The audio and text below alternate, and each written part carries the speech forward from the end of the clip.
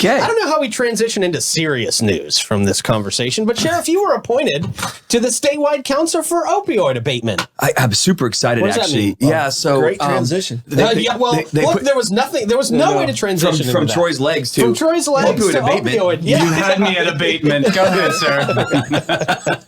You know, as we all know, this has been a crisis in America for a long time, and I was recently appointed by the Speaker of the House and the House Representatives. They're basically putting together a task force per se for opioid abatement to address these issues. I mean, our suicides are increasing, which we can tie into, of course, drug abuse and use. Our overdoses have increased, which we talked about before in the show. Our non-fatal overdoses have increased. So that's just little here in little St. Johns County. So the Senate has picked somebody as representative. The House Representative Speaker has picked me. The governor has picked somebody, and there's some other people across the state that are experts in this opioid. So it's brand new. I just got appointed. So we'll be getting together here very shortly to see how we can continue to address this and use some of the funding at the government levels, you know, to basically combat this and hopefully save lives. That's great. That's great that they're bringing in people on the local level to help with this, and not just like a random panel of random people totally that agree. nobody knows. And really, back real quick on the booking photos, you know, and I'm going to side a little bit with Davey too as well, not to get really controversial on this too as well, but there are people in crisis mode that I want to help, and some of those people in crisis mode get arrested, and that's the use and abuse of narcotics or mental issues. So again, when I talk about photos on there, I want to help people. I don't want to embarrass them. Right. I mean, so again, some people on there, I get it. They deserve to be on there, but some people too are seriously in crisis mode. So again, this goes back to the opioid abatement. So just ways we're going to tackle this at a state level and a local level here. So excited about it. We'll be meeting soon, you know, of course, and I'll bring back some good information. Okay, cool. Yeah, looking forward to it. Cool. Sounds good. Now, you guys just had a recruiting event. I think we talked about this a little bit last time you were here. We did. We were promoting this has happened. Yeah, it happened. Yeah, last weekend was our recruiting event for our 911 center. We ended up having pre-screened almost 70 individuals that wanted to come on board with the St. Johns County Sheriff's Office. What are you guys looking for when you're screening people? You know, we talk about this, but it's customer service. You know, and I hate to use the word like, you know, Publix or Winn-Dixie or Walmart, but those people that work in the customer service business, whether it be restaurants or just some type of customer service business, that's what we do. We provide customer service. It's basically a phone call taking center where we triage these calls, whether it be a rescue call or a non-emergency or an emergency. So that being said, we had 70-something people that pre-registered. We had almost 40 show up to the event on Saturday. And then out of the 40, after we did like a 2-hour presentation, a tour of our 911 center, we had 3 of our dispatchers actually speak about their experience. You did where? Ring Power? No, we didn't. No, that was another event. Oh, okay. Yeah, this one was at the Emergency Communication Center right there, our new center. Cool. And then after that, when we were done, I just gave a motivational speech too as well about what goes on behind those walls and the start of the process of saving lives.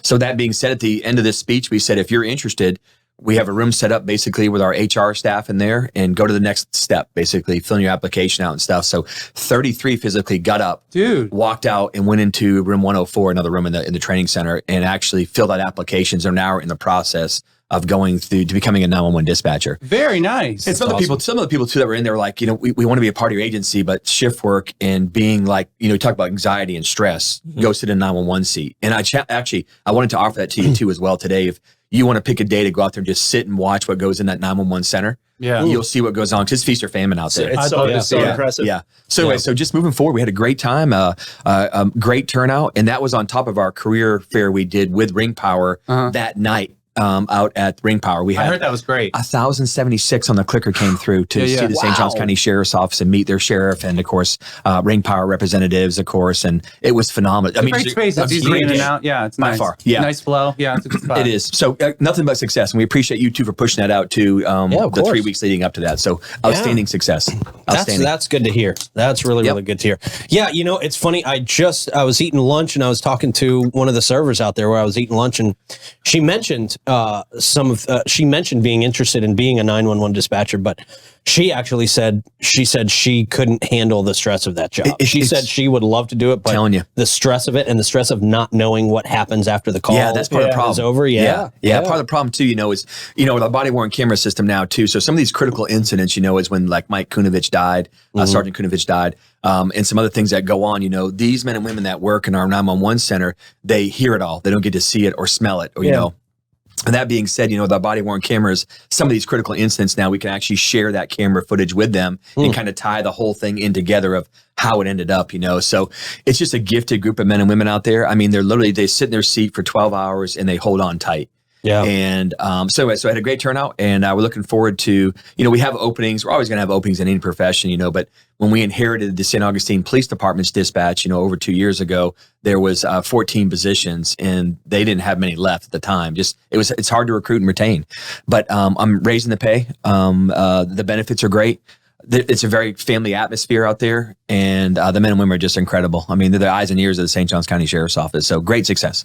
Awesome. One thing I've got on the list to talk about a little bit later, and I'm wondering if you guys have any tie-in with this. I assume some. St. Johns County moving forward with the budget for 2024. Yep. Is there anything in there for you guys that you guys are hoping for or already approved for? Yep. For your deputies, for your staff, for your operation? Yes, we had our presentation. Everything was great with all 5 commissioners. They had some questions, of course, about staffing levels and some initiatives were taken at the sheriff's office. This year's budget was increased by about $13 million for the St. Johns County Sheriff's Office, but we inherited some things like legislature last year passed some additional benefits for our state workers, which of course were under the Florida retirement system. So we had to add in about a $2 million price tag on that to absorb the cost of increase in benefits. But also to me as your sheriff, I got to pay these people. The private sector is getting harder to compete against. When we started this profession, they didn't have benefits, they didn't have retirement, paid vacation, and now the private sector has the same benefits that public sector has. So I think the big thing we sell is I market and sell a culture. And then also too, of course, our paychecks never go away. The pandemic shuts down, the bar shuts down, the restaurant shut down. We don't shut down. So we asked for additional pay of our deputy sheriffs, which was significant, not for our deputy sheriffs, for all of our 971 employees, our school crossing guards, our part-time people. Wow. So I've asked for a significant increase in pay. And then really, as far as capital improvements and projects, we're really asking for a lot of money to continue to upgrade the jail so the jail, has longevity and lasts. So like the cooling systems up top, nothing is cheap. I mean, the cooling systems up top are $300,000 a piece. It's cooling and heating a massive building. Yeah. But the other thing too is we got to continue to put money back into our jail, not just for the people that are visiting our gated community temporarily, but our employees. Over 200 employees work in that facility, and it's got to smell good, look good, and so they want to come to work and they want to come back to work. So just invest a lot of money into that jail over there. But our cars are in great shape. Our interior of our cars are in great shape, meaning our computers. We went to a brand new radio system, which we're implementing now as we speak, into our agency, which will help us find each other. It's a GPS system on our radio. So if the 4 of us are on a call for service, let's say searching for a kid, an autistic kid in the woods, we can see each other on our screens. So we kind of know where to, it's pretty powerful. Oh, wow. And then also too, if our deputy sheriff, God forbid, is in an emergency, we can find him or her. So just a lot of things going on at the sheriff's office. And again, this community demands excellence. So we threw in an additional 22 deputy sheriffs. We got to add to our property crimes are getting kicked in the teeth up in the northern part of St. Johns County with all the new commercial space going on up there. Of course, in this trend going on in America where people think they can just walk into stores and load up their bags and walk out. Are we seeing that a lot here? Can't stand it. It goes on if it's not every day, it's out of the ordinary. Wow. And I can name the stores like Ulta, Walmart, Home Depot, Burlington Coat Factory. It's the same stores every day. And if our men and women are available, meaning they don't have other calls pending, they're in the area, it doesn't happen. Like up in the New Durban Pavilion area up there, but it's all the time, every day. And of course, delayed reporting. And then we go there, we find the suspects, you bring the people back to the store.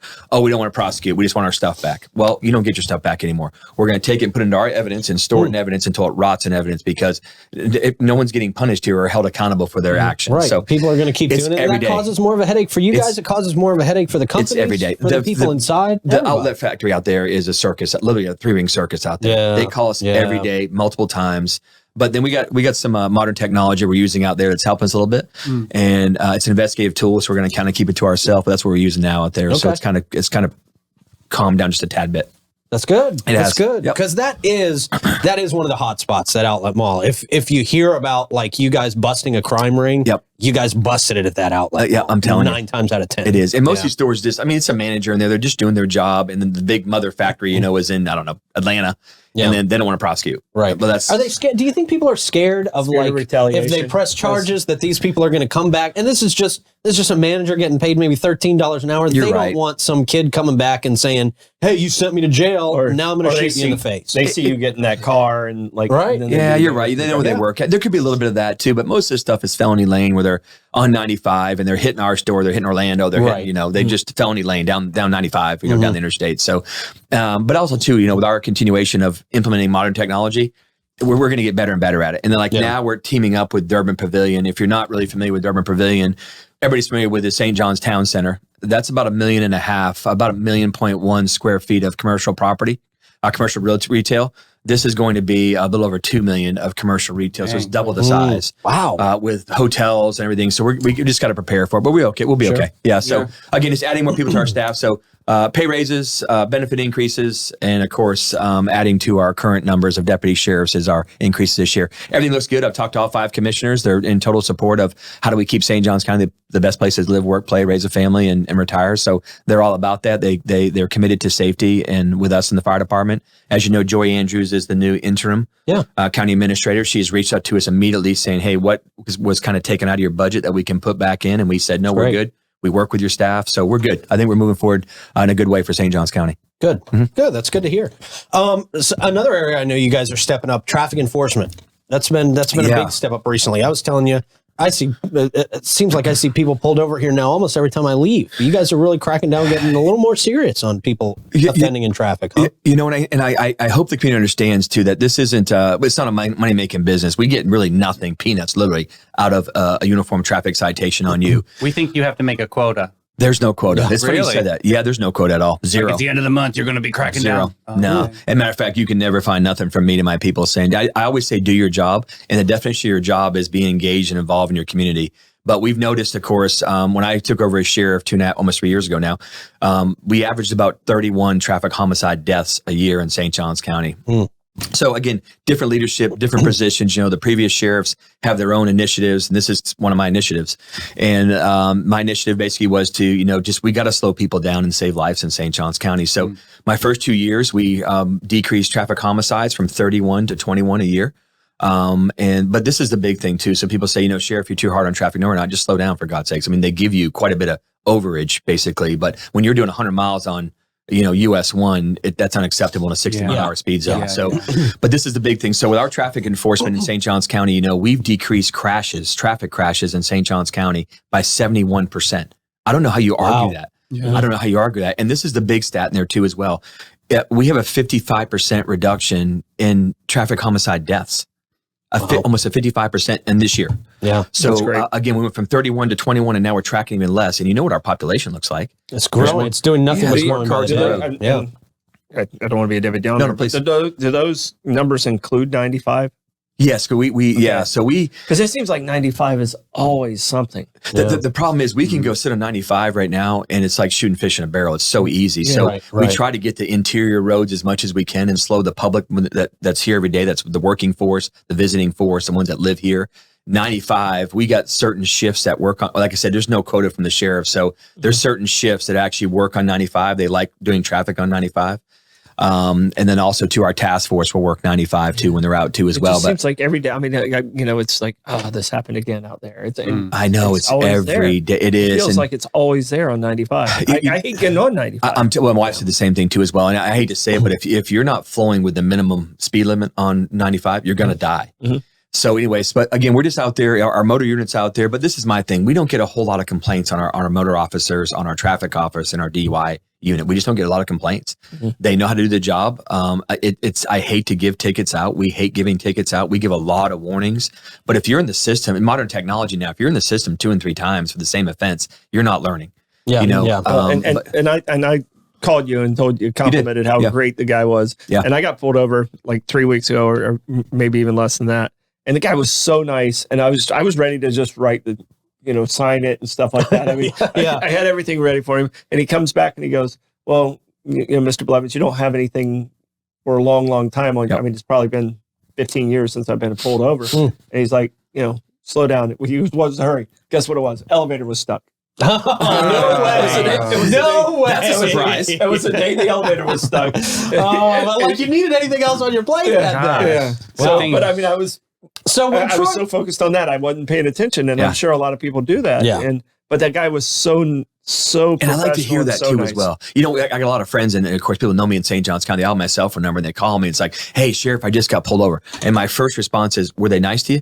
Man, the nicest guy I ever met. I actually gave him a gift card to Target, you know, and that's right. That actually happened. Well, he tried. Yeah, he tried. Well, we get a lot of stuff.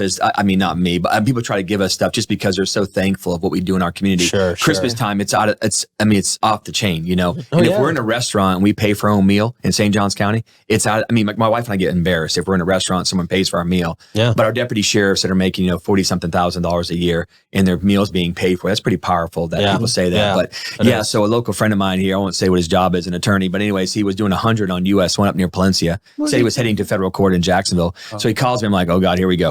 So he's when an attorney calls you. Yeah, and I know him very well. He knows me. He calls me and says, Sheriff, this is a good thing. This is a good thing. I'm like, okay, go ahead. What you got? Your deputy just pulled me over for doing 100 miles on US. I'm like, where are you going?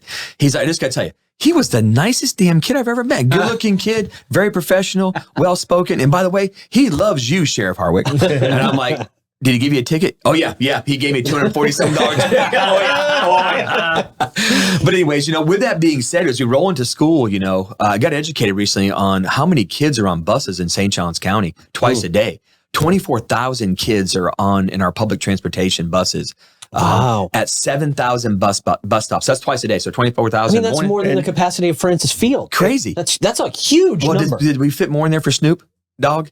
Probably got a little over. Maybe 44,000. Yeah, they're all high. But anyways, so that was shooting fish in a barrel right there for you.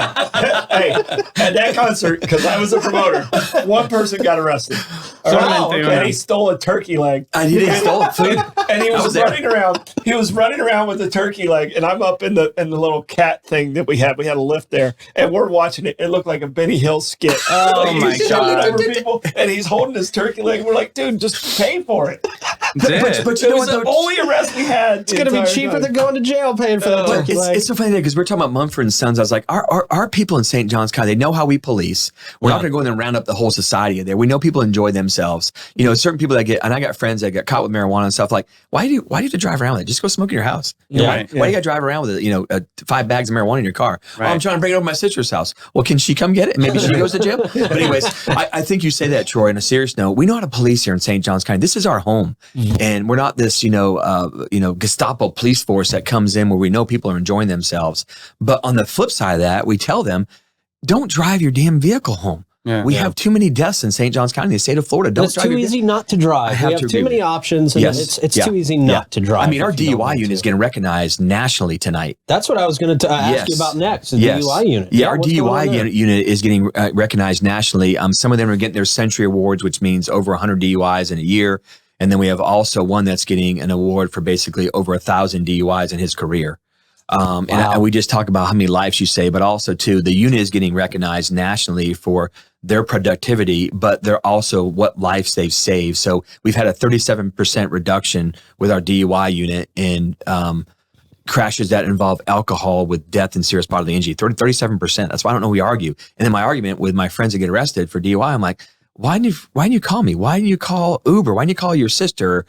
I don't know. You can call everybody. Yeah. And I won't even be mad at you. Well, you won't be mad unless they call you during the process of them getting arrested. Or they call me 47, 46 times that arrest. Yeah, that way. Yeah. I didn't mention any names. I'm not mentioning any names. I was in a tree stand hunting that night. Actually, waiting. I was hunting a hog, and I got that call. But anyways, we moved on. We moved on. All 36. We moved on. All 36. But back to the bus stops. Okay. So if we real quick, we're going to stick a PSA out there pretty quick, which I'm sure you'll push out for us, Pete. Yeah, absolutely. But also, too, our schools are opening up August 10th. Over 50,000 students are returning. We just talked about 24,000 are on buses every day. And that's 7,000 bus stops. Those bus drivers travel over 4.7 million miles a year, or something like that. Oh. But the big thing, of course, is now with this traffic enforcement, you're going to see a lot of our deputy sheriffs work in our 43 or 44 public schools in St. Johns County. You've got to plan better when you leave your house because you got new bus drivers, new kids, little ones getting on the bus. It's going to take a little more time, and we're not going to tolerate the violations of the Florida statute that when the red sign is out for the bus, and the PSA is real clear. So you know this area very well. But if you're in front of the amphitheater, all 5 lanes must stop. If you're down in front of the bowling alley, where you have the grass median with the palm trees, the opposite lane does not need to stop. Got it. If you're down, if there's a hard separation. Hard separation. Yeah, that's a really good thing to put out if you there. keep traveling further south down by the Station I'd Catholic, be keeping driving because it's on the other side. Sheriff, today they're doing dry runs, and they were doing them yesterday. They're doing dry runs on the buses. Yep. So they're out on the streets today, even if there's not kids. Same statute applies. Kids really on that bus, and they put that sign out. Yep. The same rules and same laws apply. Yep. Because people are going to be like, oh, well, they're just practicing.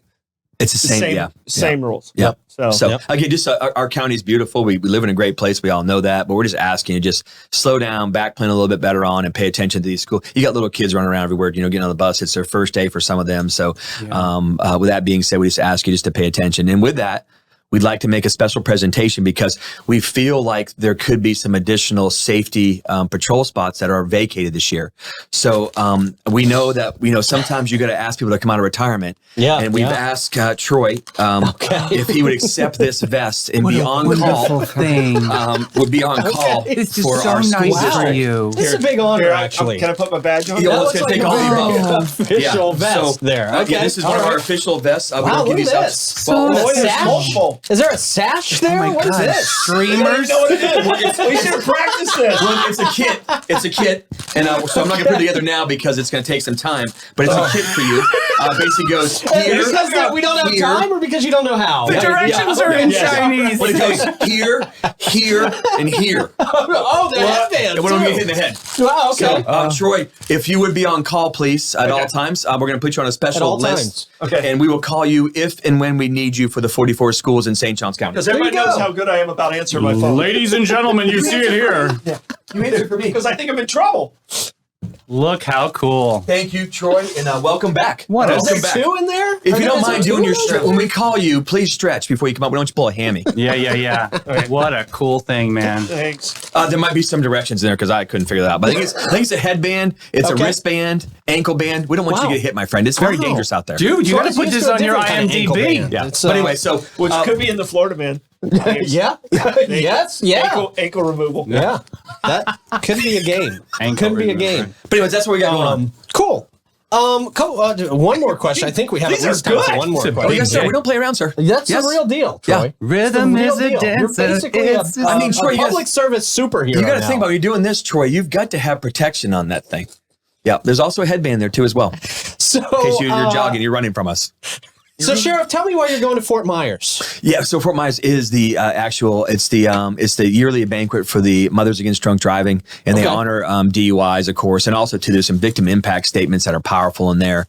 So just heading down, just doing a quick trip down, quick trip back to make sure I'm supporting our men and women that are getting awarded tonight for their recognition of saving lives. That's awesome. Yeah, Very cool, man. They get somebody up there that's lost somebody to a to a DUI. If you don't shed a tear, you got a problem, because it's just you're innocent driving home or driving to work or just simply just driving. And next thing you know, of course, your lives go upside down, because someone made the mistake of driving while intoxicated or driving while impaired. So again, it's it's something personal to me. I haven't drank in over 13 years, and yeah, sure. And that's one of the reasons too, as well. I mean, I was that person too going, what am I doing? Why am I drinking? Why I don't need to be. So I just stopped, and then this is one of the initiatives we have in the agency.